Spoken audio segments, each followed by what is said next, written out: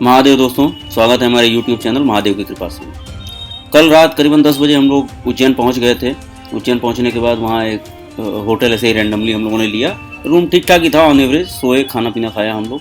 अभी सुबह उठे, फ्रेश वगैरह होकर के, इससे पहले भी हम लोग जब उज्जैन आए हैं तो होटल में तो कभी नहाया नहीं। सीधे जा करके वहाँ क्षिप्रा नदी के किनारे मंदिर, महाकालेश्वर मंदिर के बिल्कुल पास में राम घाट, तो हम लोग जाके वहीं राम घाट में ही गाड़ी वगैरह पार्क करके वहीं नहाते हैं। नहाने के बाद पार्किंग में गाड़ी खड़ी करके और फिर महाकाल चले जाते हैं। हमारे हिंदू सनातन धर्म में 7 मोक्षदायिनी नगरियों का उल्लेख किया गया है। 7 मोक्षदायिनी नगरी जहाँ प्रभु का वास है, जहाँ के दर्शन मात्र से मोक्ष मिल जाता है, उसमें से उज्जैन भी है।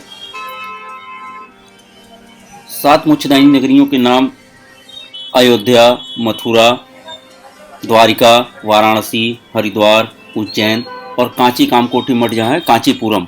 ये 7 मोक्षदायिनी नगरियाँ हैं हमारे धर्मशास्त्रों के अनुसार, जिसमें से उज्जैन भी प्रमुख स्थान रखता है। दूसरी चीज़ है कि भगवान शंकर के 12 ज्योतिर्लिंग हैं, जिस यात्रा पे हम लोग निकले भी हुए हैं, जिसमें हम लोग 4 धाम और 11 ज्योतिर्लिंग का दर्शन अभी फिलहाल में करने वाले हैं। उज्जैन प्रमुख है। ये महाकाल की नगरी है, महाकाल का मंदिर है, महाकालेश्वर का। काल भैरव भी यहाँ विराजमान है।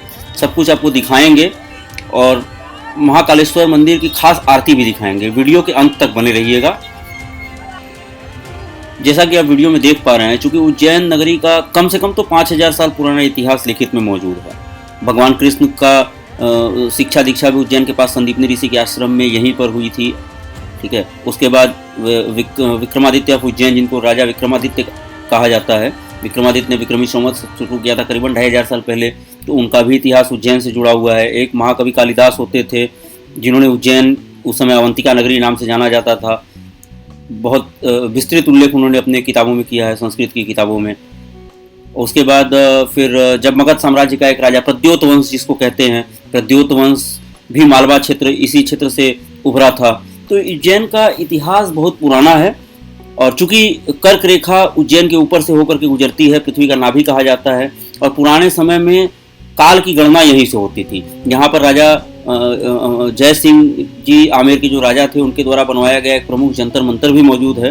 हमने पहले बनारस में एक जंतर मंतर का वीडियो आपके लिए अगर आपने वो जंतर मंतर का वीडियो नहीं देखा है तो हम डिस्क्रिप्शन बॉक्स में उसका लिंक डाल देंगे, आप जरूर से देखिए।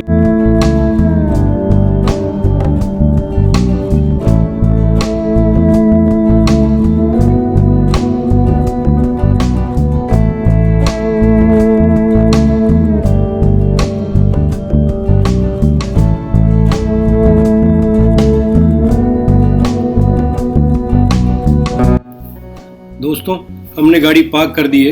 अब गलियों से गुजरेंगे, दिखाएंगे आपको महाकाल लोक, महाकाल की विशेष आरती भी आपको दिखाएंगे। आप बने रहिए हमारे साथ में।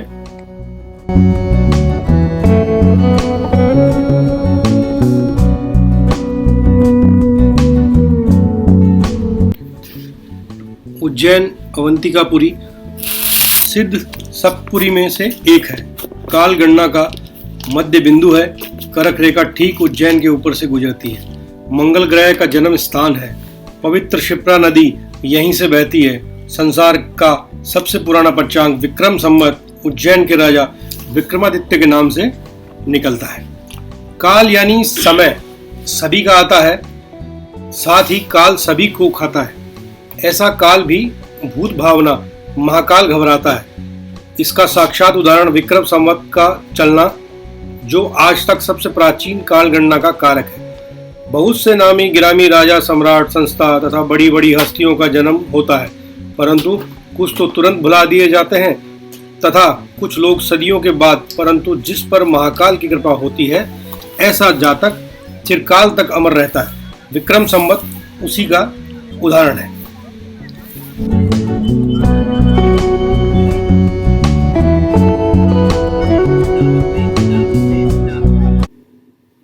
पहले जब हम लोग, इससे पहले उज्जैन महाकाल के दर्शन के लिए आते थे तो कोई विशेष व्यवस्था नहीं थी। नॉर्मल हम लोग जाते थे, लाइन में लगे, फटाफट दर्शन हो जाता था।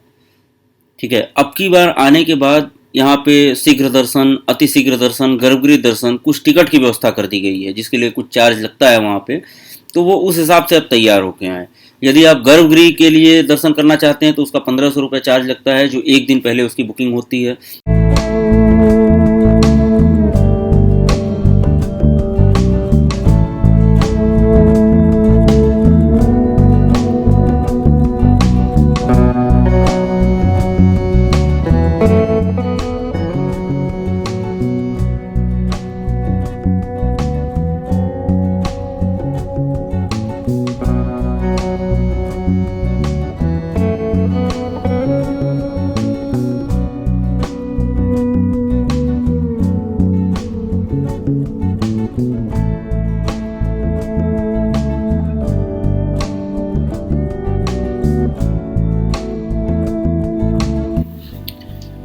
वैसे तो पृथ्वी में 12 ज्योतिर्लिंग है, लेकिन महाकाल ज्योतिर्लिंग की महिमा सबसे अलग है।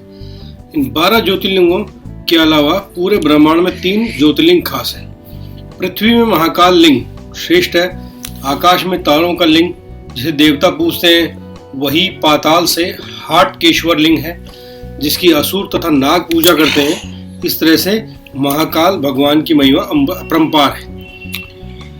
पृथ्वी की नाभि भी इस स्थान को कहा जाता है। इस स्थान को पृथ्वी की नाभि माना जाता है। जैसे माँ की नाभि से बच्चे का संबंध है, उसी तरह संसार का उज्जैन की भूमि से है। यहाँ प्रकट हुआ शिवलिंग अनंत है। कहा जाता है कि इस चमत्कारी शिवलिंग के कारण पृथ्वी का संतुलन बना हुआ है और वो भी अपनी धुरी पर घूम पाती है। यदि किसी भी कारण से यह प्रभावित हुआ तो सारी पृथ्वी का संतुलन प्रभावित हो जाएगा, हाहाकार मच जाएगा, महाकाल आएगा। शायद इसलिए इस लिंग को महाकाल पुकारा जाता है। कागज में कोई भी कोण त्रिकोण बनाने के लिए जिस तरह मूल बिंदु का महत्व होता है, उसी तरह अपना जीवन संवारने के लिए इस स्थान का महत्व है। इस स्थान में किया गया कोई भी कर्म अनंत गुणा फल देता है। इस क्षेत्र में यह किंवदंती मशहूर है कि इस नगरी के राजा महाकाल भगवान है, इसलिए कोई भी नगर, रियासत, देश विदेश का राजा यहाँ रात्रि विश्राम नहीं कर सकता है। यदि वह रुकता है तो उसकी मौत निश्चित है, कारण कि महाकाल राजा की नगरी के राजा कोई नहीं हो सकता।